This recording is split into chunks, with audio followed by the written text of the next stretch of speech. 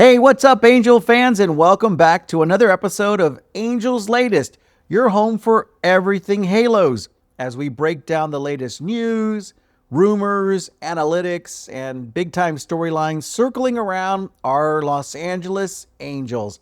I'm Anthony, and we've got another packed show for you today as we get closer and closer to the winter meetings, and trust me, things are starting to heat up in a big way. And just as I want to kind of reiterate from the last show, I hope you all had a great Thanksgiving holiday and with the family and friends. And of course, sometimes we come back with a little extra gift that keeps on giving, and mine was with the cold. So excuse me with the nasally sound, the congestion, the coughs. Might even have to grab some of my water off camera here and clear up the throat. But we're going to trounce right through this and get through this show again. And do something that Anthony Rendon cannot do. Get through something, right? All right, so sit back, grab your rally monkey, and make sure to hit that like, subscribe, and also comment if you're watching on YouTube, because your input is truly helpful to make this show grow. So let's jump right into our first free agent spotlight, and we're starting off with the biggest international name on the market this offseason, and that is Munetaka Murakami, the Japanese superstar third baseman. That's right, third baseman. You're going to see a theme in this one. Has the entire baseball world buzzing. And if the Angels are looking to make a statement, and if they want to bring star power back to Anaheim, and if they're serious about rebuilding this lineup around a legitimate middle-of-the-order threat, then Murakami is absolutely the name that has to be at the top of the list. So let's dive in. Who is Munetaka Murakami? Well, he's a 25-year-old left-handed power hitter from Tokyo and the Yakult Swallows in the NPB. That's Nippon Professional Baseball. And he's widely considered one of the most dangerous young hitters in the world. He became a household name during the 2023 World Baseball Classic. He delivered two of the biggest moments of the entire tournament. It was a game-tying home run in the semifinals versus Mexico, and then a walk-off double to send Japan into the championship. I mean, this dude is clutch. I mean, he's powerful. He's young. He's on track to make the big jump to Major League Baseball this offseason under the posting system. Now, looking at his career numbers and offensive profile, his production in Japan has been nothing short of elite. And here's what he's putting up through the 2024 season in the NPB. 275 batting average, 390 on-base percentage, 550 slugging percentage, a 940 on-base plus slugging, 200 plus home runs. I mean, his RBIs, 550 plus.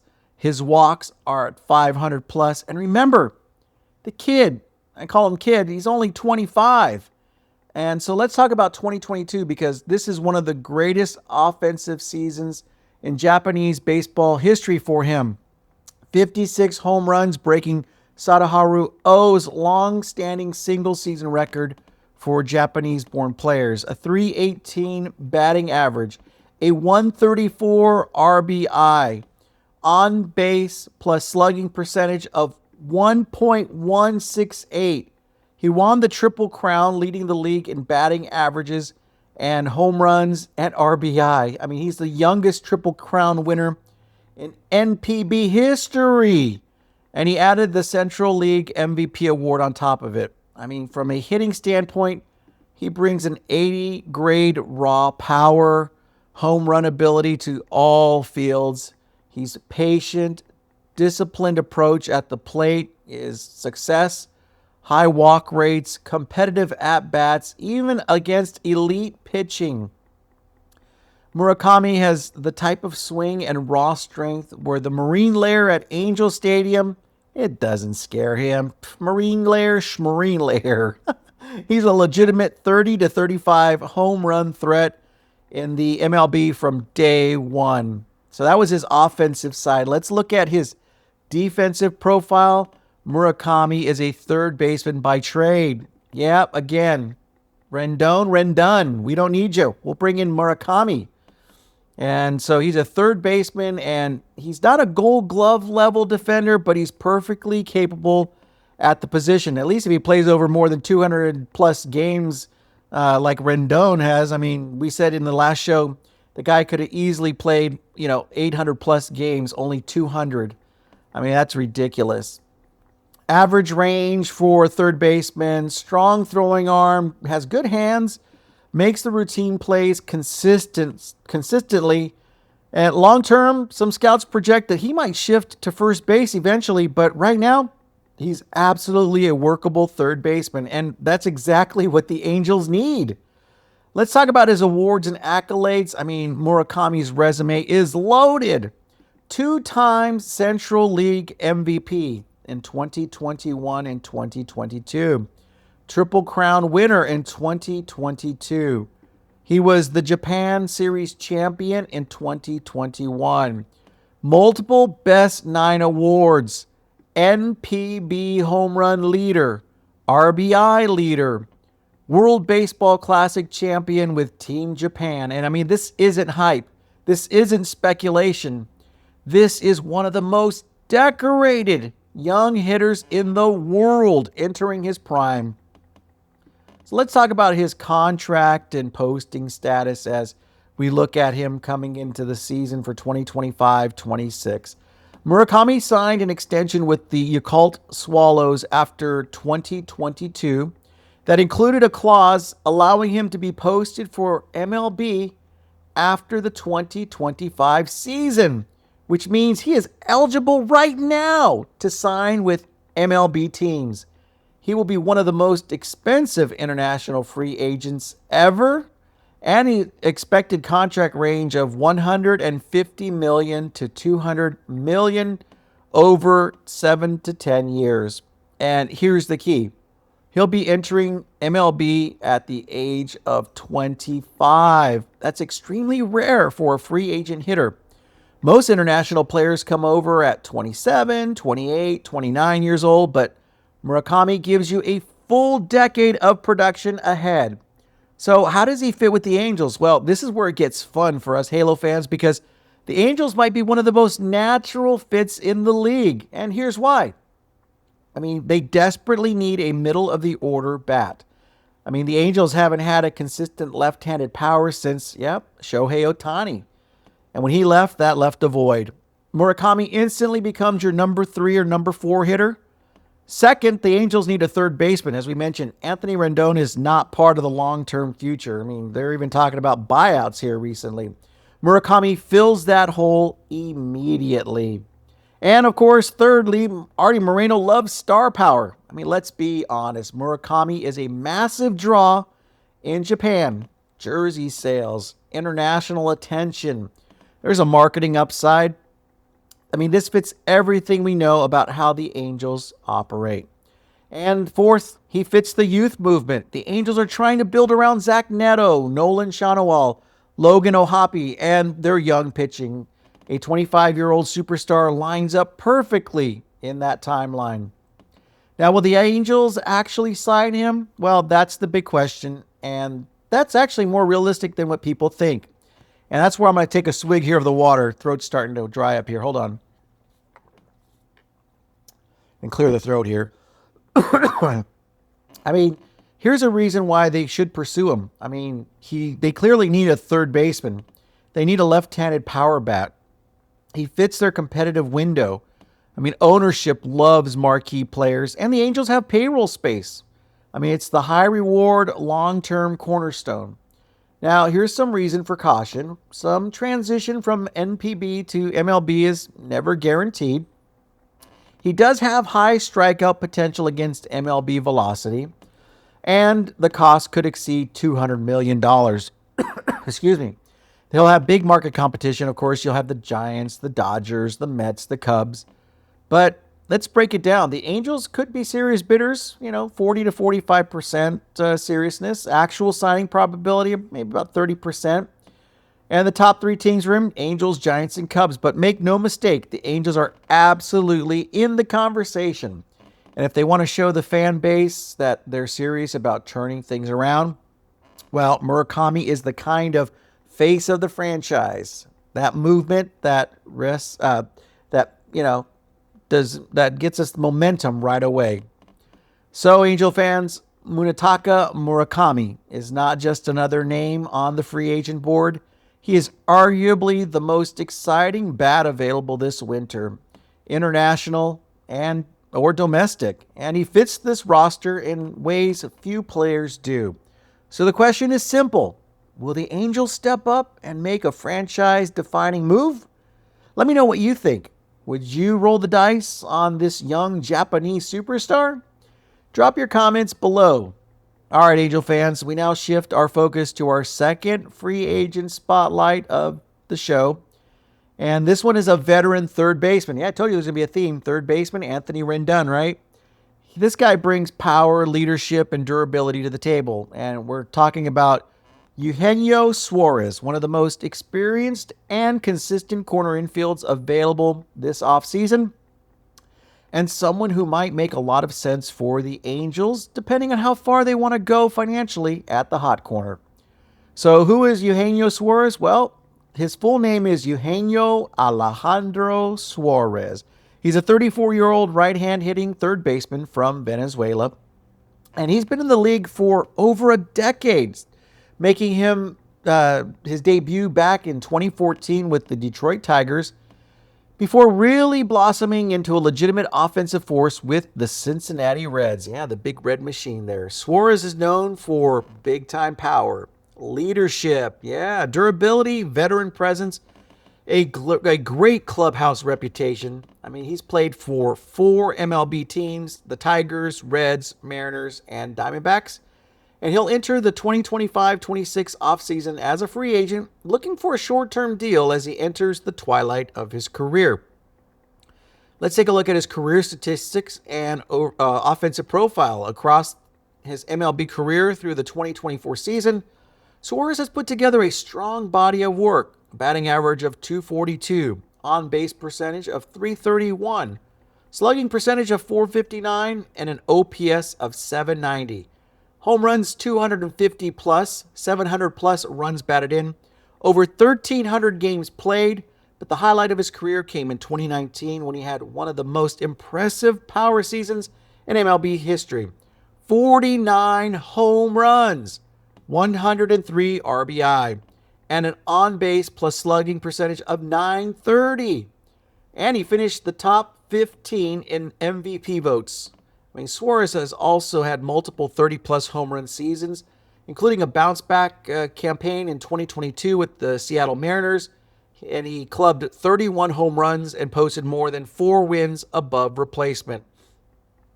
His offensive strengths include above-average power, 20 to 25 home runs average range now, high walk rates, 10 to 11%, and a patient approach that keeps his on-base percentage healthy. I mean, his ability to get scorching hot and carry a lineup for weeks at a time is there. Now, again, we said he's a veteran, some time already on the field, and here's some weaknesses we could think about. There are times where he does have a low batting average, has high strikeouts, declining bat speed due to age. He does have streakiness, hots and colds. Defensive profile now, I mean, let's take a look at him as he has improved dramatically over the years. Early in his career, he was known as a shaky defender, but by his time with the Mariners, he became a surprisingly solid option at third base, which the Angels definitely need. He brings good hands, a strong arm, smart positioning, a dependable glove, average lateral range, and I mean, he's not a gold glover, but he's steady and trustworthy, which is valuable for a team looking to stabilize the infield. Now, looking at some of his awards, accolades, and durability, Suarez has accomplished quite a bit in his career. 2018 MLB All-Star, 2019 Top 15 MVP finish, multiple 30-plus home run seasons, 162 games played in 2019 and 2023. He also had 150-plus games in multiple years. I mean, if there's one thing the Angels need, it's durable players, and Suarez has been one of the most reliable everyday players in baseball over the last decade. Now we look at his contract and expectations of it and free agency outlook. Well, he enters the 2025-26 offseason at 34, 35-year-old. And he's not looking at a long-term deal. So maybe a 1 to 2 year, $8 to $12 million per year contract. It'll be incentives will be heavy, and it'll be structured likely in that form. I mean, he fits the mold of a short-term veteran signing. He's a stabilizer, not a franchise changer, and he could fit the Angels and depend on him deeply on what happens with bigger targets like Munetaka Murakami. And here's how Suarez matches up with the Angels roster need. I mean, number one, they need a third baseman. They don't have a long-term solution at third base. I mean, we're talking buyout already with Rendon. Suarez would be an immediate improvement over the current situation. Number two, he's got affordable power. I mean, if the Angels want power but don't want to spend $200 million, this is your guy. And also the third thing, veteran leadership for a young core. Suarez has an excellent clubhouse reputation. I mean, with young players like Neto, Ohapi, Shawnowell, and Adele, that actually matters. I mean, Rendon's not hanging out with any of them, right? And fourth, it doesn't block future plans. I mean, a short-term deal means the Angels could still pursue a star player later or develop within their internal, rankings. Now, here are some concerns for the Angels. Yeah, they look at Suarez, and he does have high strikeout totals. He is a batting average risk, the age-related power decline, and not really a difference maker on his own. Suarez is more of a stabilizer than a franchise cornerstone. So I guess the question begs is, will the Angels actually sign him? So let's run through this likelihood. The reasons the Angels would sign him: he's affordable, and he fits a clear need, third base. Gets you that veteran presence, which is nice. Allows financial flexibility, so that doesn't hurt the purse. Doesn't require long-term commitments, which is good. But reasons they may not want to, sign Suarez. The strikeouts clash with the current team profile. I mean, they may aim higher at third base. His age does create risks. And he doesn't provide star power or lineup identity. So let's break it down. It could be a 40% chance for the Halos that they seriously pursue him, a 20% chance that they actually sign him, and maybe mostly a backup plan if they miss out on Murakami or Bregman or other premium options. So when it comes to third base this offseason, the Angels have two very different paths.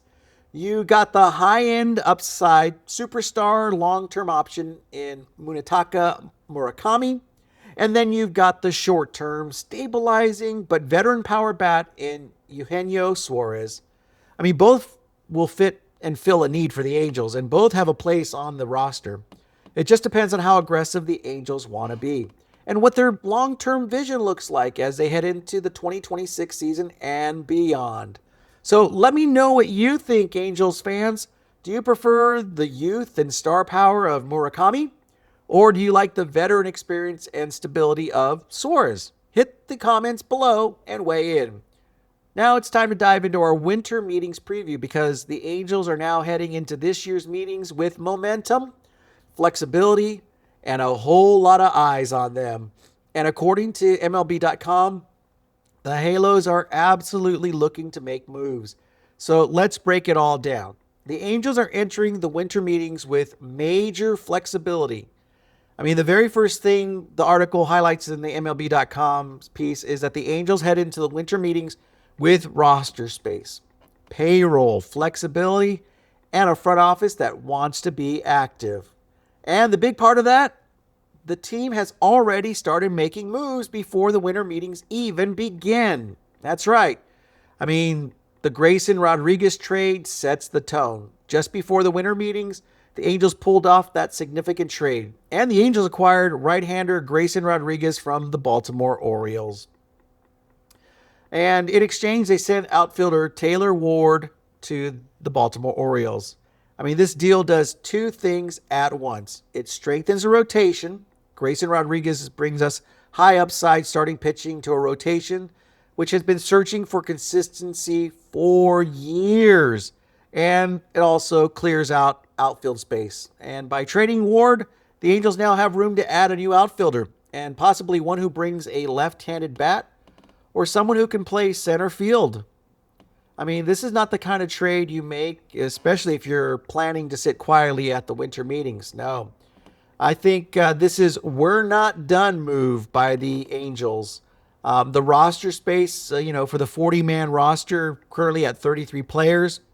Also, the article notes that the Angels currently have, again, 33 players on their 40-man roster, which means 7 open roster spots, plenty of space for free agent additions, flexibility to make multiple acquisitions during or even after the winter meetings. I mean, this might be the most roster space the Angels have had going into a winter meeting in years. It also signals that Perry Manassian and the front office want options. They also have payroll flexibility. I mean, including the Rendon factor.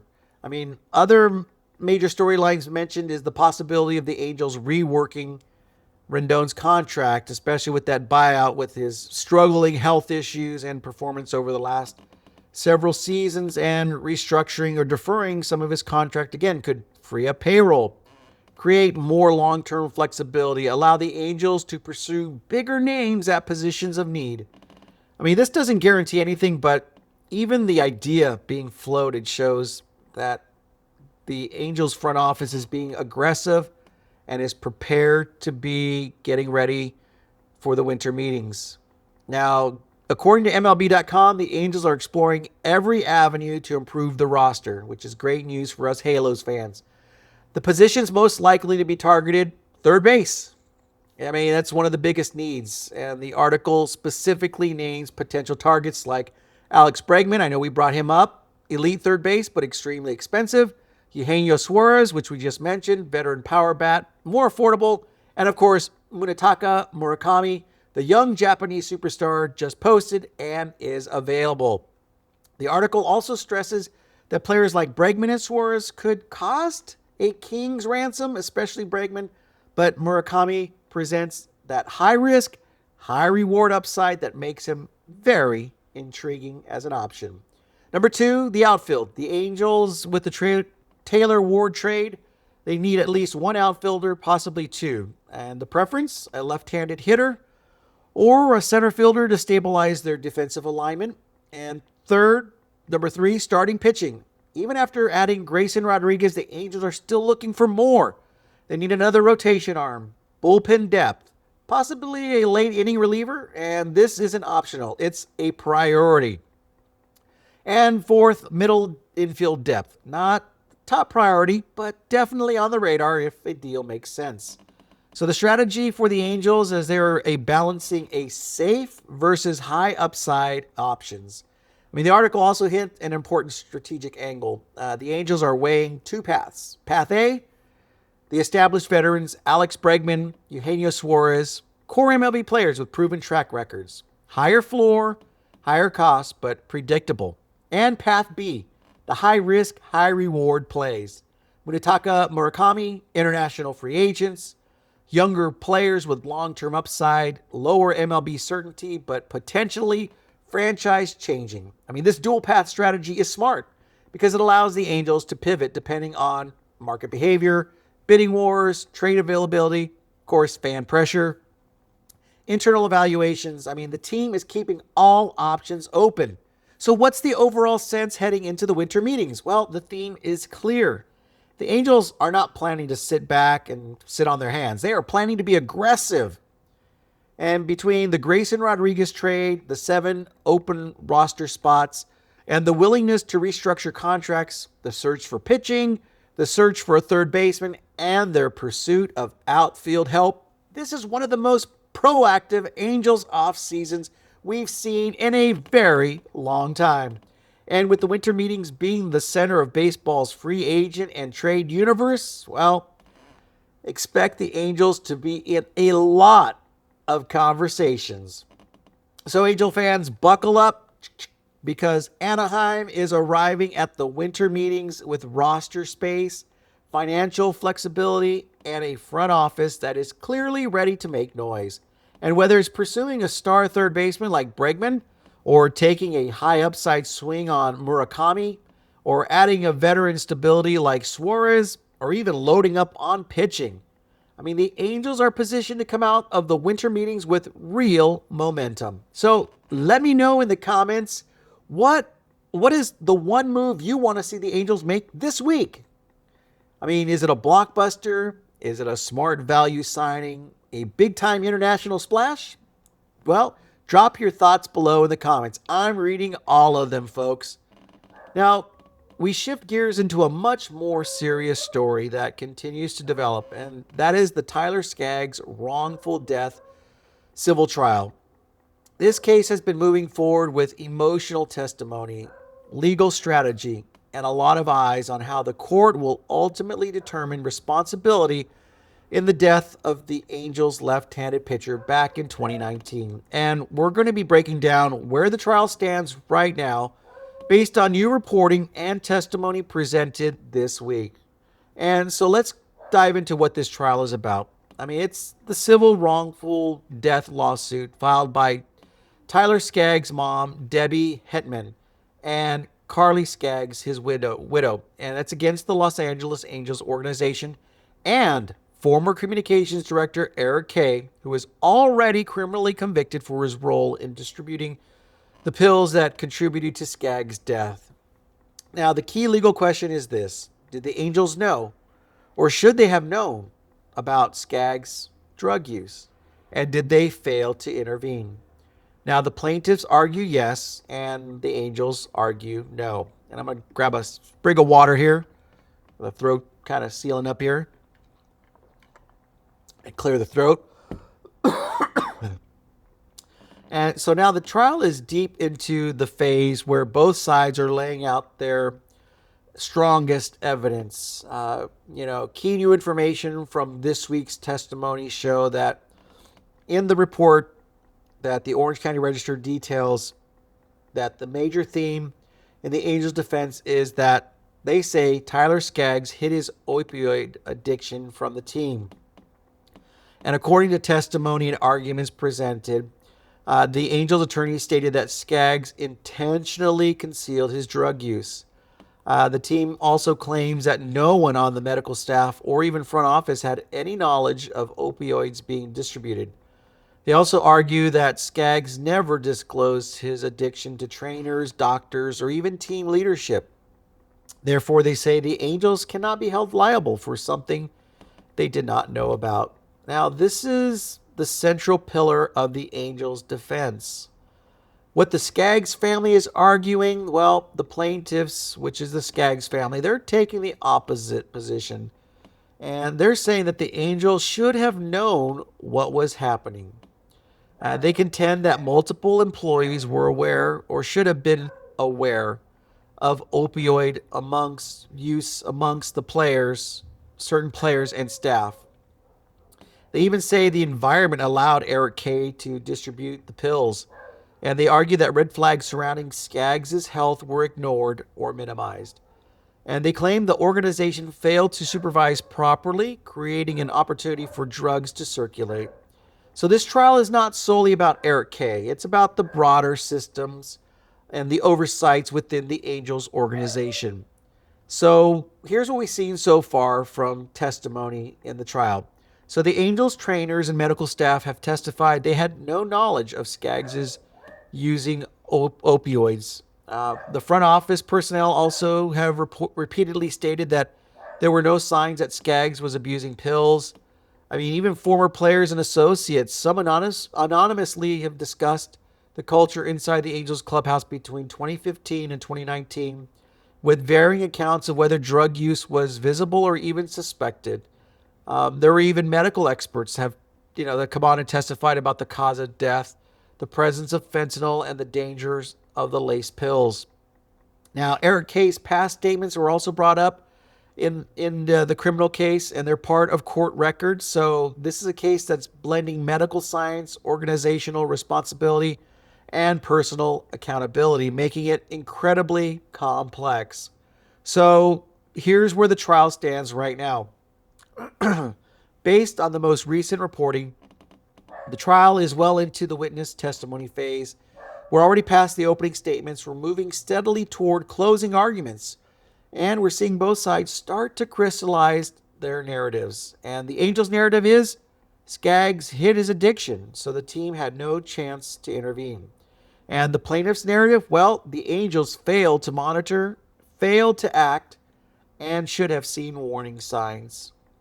So here's what the next stages will likely include. There'll be more medical testimony, cross-examinations aimed at undermining credibility, possibility of additional front office witnesses, expert testimony on sports team oversight, and a verdict could come by late December or early January, depending on how long testimony continues. So, looking at the bigger picture, the trial isn't just about what happened in 2019. It could also influence how MLB teams monitor player health, how organizations manage substance abuse risks, and the liability teams may face in similar situations. Also, future policies regarding player wellness. And whatever the verdict is, it will be felt across Major League Baseball. So, Angel fans, we'll continue to follow this case with accuracy and sensitivity as more testimony comes in. And this is really a painful chapter in Angels history. And it's important to present the facts respectfully while keeping you informed as the trial progresses. So I'd like to know what your thoughts on what you've heard so far. I mean, do you think the Angels could or should have done more? Let me know in the comments below. All right, Angel fans, that's going to wrap up for today's episode of Angels Latest. And as always, thank you so much for tuning in, supporting the show, and being part of this growing Halos community. Every view, every like, every comment, it really all helps keep this conversation going and pushes the show forward. And if you enjoyed today's breakdown, whether it was the winter meetings preview or our free agent spotlights or the latest updates on the Tyler Skaggs trial, make sure you hit the like button. Also, drop your thoughts in the comments below. Subscribe and turn on notifications so you never miss an update as we continue tracking every rumor, every report, and every storyline surrounding your Los Angeles Angels. I also love reading your comments, your predictions, your debates, and especially we keep respect on the table as well. I mean, it truly feels like a clubhouse of fans all breaking down the game together. As we say, a bunch of buddies around the table drinking a cold one. And who knows, your comment might even be featured in a future episode. So, as always, I'm Anthony, and thank you for spending part of your day with me. And until next time, go Halos!